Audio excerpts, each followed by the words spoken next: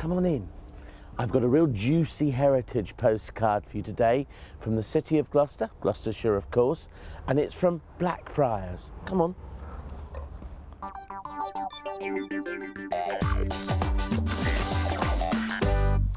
Well, Phil, we're almost right in the middle of the city of Gloucester here, aren't we? We are indeed. So yeah. where would this Blackfriars Abbey have been positioned in olden days? The actual priory itself, when it was first built in the 13th century, was set just inside the south wall of the medieval city, just sort of to the west of the south gate itself, so it would have been just inside the town. And it was actually built in an area that was occupied by the Norman Motte and Bailey castle. And that castle was later replaced by a later medieval castle, and this land became vacant, and the land was donated by King Henry III to the Dominicans for the building of their friary. So Gloucester was therefore a very important and powerful ecclesiastical city? Very much so, yes. The king had a seat of power here. There was a constable who represented the early medieval kings and saw to the justice in the area. But there were many parish churches. In fact, there was this saying, as sure as God's in Gloucester.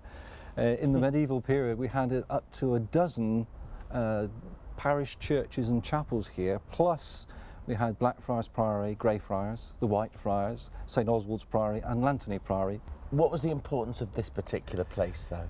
The Blackfriars came here in 1239. Now, the order had been set up by St Dominic in about 1217, and he had a mission to take preaching and teaching to the people.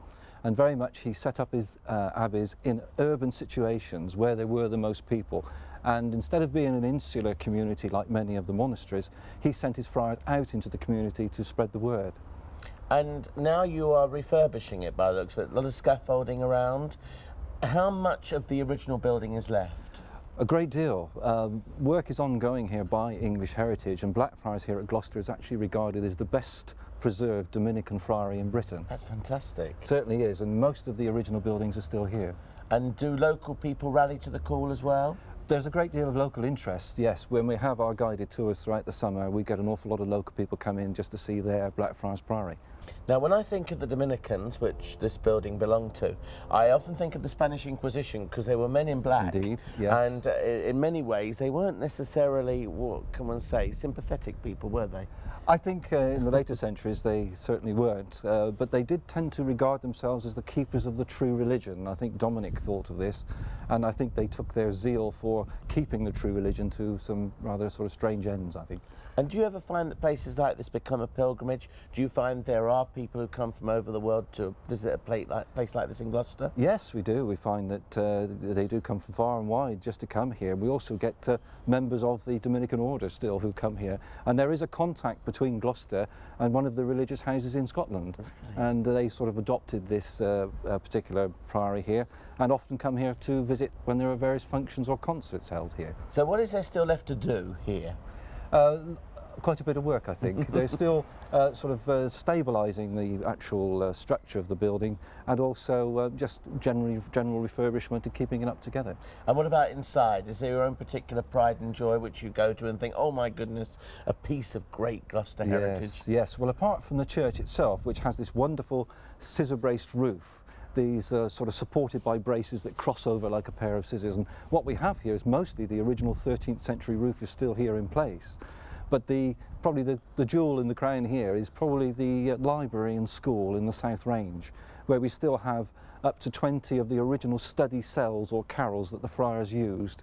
As I say, most of the friary school had schools, and this was a major school here, so the friars came here for instruction before they began their preaching missions.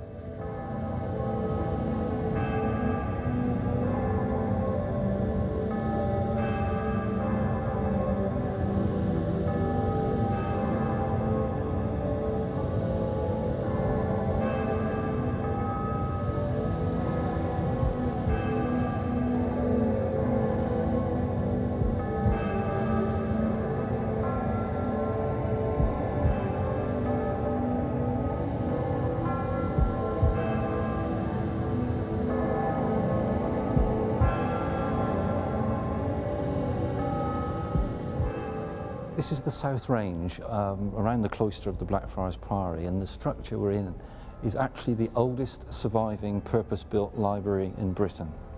And that in itself is brilliant. And now, wait till he tells you what it became. What did it become, Phil? This is in fact the school attached to the friary, and this is where when students were accepted as students here, they had to be learned in grammar. In other words, they had to be able to read and write before they came here. And on coming here for their certain period of study, perhaps up to 3 years, they came into this room here and were allocated one of these study cells or carrels here.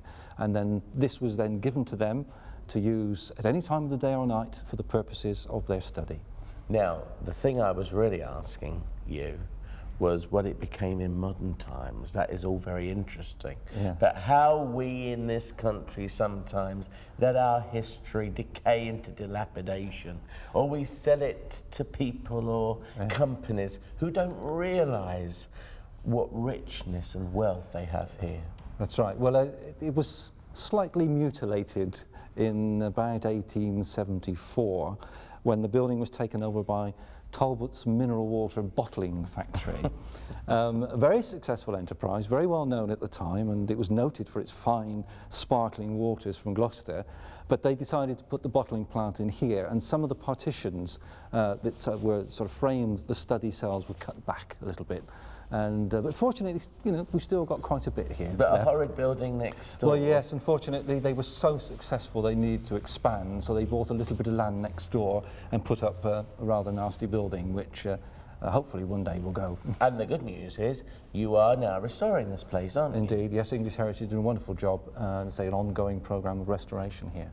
One of my favourite bits of this place is what you just pointed out. They even had graffiti in those days. Indeed, they did. Yes, yes. In one of the windows here, one of the little narrow windows that lights the study cell, one of the friars, obviously when he was quite alone with the curtain drawn across, was very busy with a knife that he should be sharpening his quill with, but he was actually carving on the side of the window a little graffiti.